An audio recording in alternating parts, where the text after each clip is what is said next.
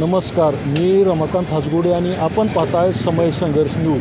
आज आपण धाराशिव येथे या ठिकाणी काही तरुण मुंबईला जरांगे पाटलांना पाठिंबा देण्यासाठी आणि त्या मोर्चामध्ये सहभागी होण्यासाठी निघाले आहेत। विशेष म्हणजे इथून बुलेटवर निघालेले तरुण आहेत। तर आपण त्यांची प्रतिक्रिया जाणून घेऊया।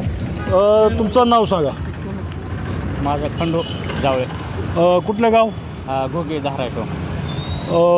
घोगीहून आलात तुम्ही? घोगी। आता मनोज जरांगे पाटलाच्या मोर्चाला पाठिंबा देण्यासाठी आणि त्यात सहभागी होण्यासाठी निघालो। सहभागी होण्यासाठी निघालो आहे। कसं निघाले तू? बुलेटवर। गाडीवर? किती जण चालले गाडीवर? 3 जण। 3 जण गाडीवर चालले। जरा गाडी दाखवा, काय काय घेतलं सोबत?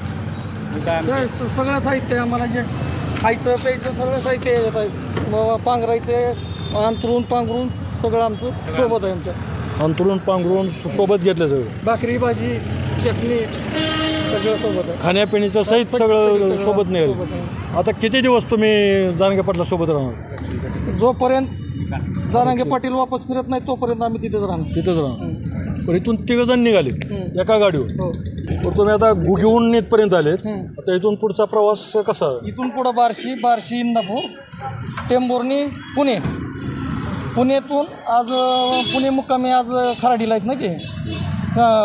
आज त्यांच्या मुक्कामाच्या ठिकाणी पोहोचणार? मुक्कामी संध्याकाळी 12-1 वाजेपर्यंत तिथं जाणार आणि तिथून त्यांच्यासोबत उद्या सोबत। बरं, गावातले काही तरुण गेले आहेत का पुढं काय किंवा उद्या येणार आहेत ते गावातून आम्ही फर्स्ट 3 जण जातो। गावातून साधारण किती येतील उद्या?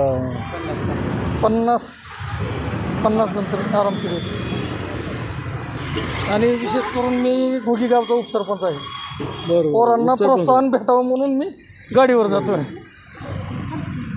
तर आपण पाहिलं घोगीचे उपसरपंच स्वतः पुढं बुलेटवर मनोज जरांगे पाटलाच्या दिंडीमध्ये मोर्चामध्ये सहभागी होणे चाललेले आहेत आणि त्यांच्या पाठीमागून गावातून 50 ते 60 युवक उद्या निघणार आहेत अशी त्यांनी प्रतिक्रिया। एवढंच म्हणणं आहे की मराठ्यांच्या गोरगरीब लेकरांसाठी आरक्षणाची खूप गरज आहे। एवढंच शिकून फक्त मराठा आहे म्हणून बाजूला आहेत, म्हणून आरक्षणाची गरज आहे। यासाठी आम्ही तळमळीनं पुढं चाललो आहे। मागून येणार आहेत आमचा समाज, भरपूर समाज येणार आहे। तर आपल्या जिल्ह्यामध्ये 32,000 नोंदी सापडलेले आहेत असं शासनाकडून आकडा आहे। तर आपल्या गावातून काय सापडले? एकही नोंद नाही आमच्या गावात। नोंदी शोधायचं काम होय नाही, फास्ट होत नाही। मी रमाकांत हाजगुडे, समय संघर्ष न्यूज, धाराशिव।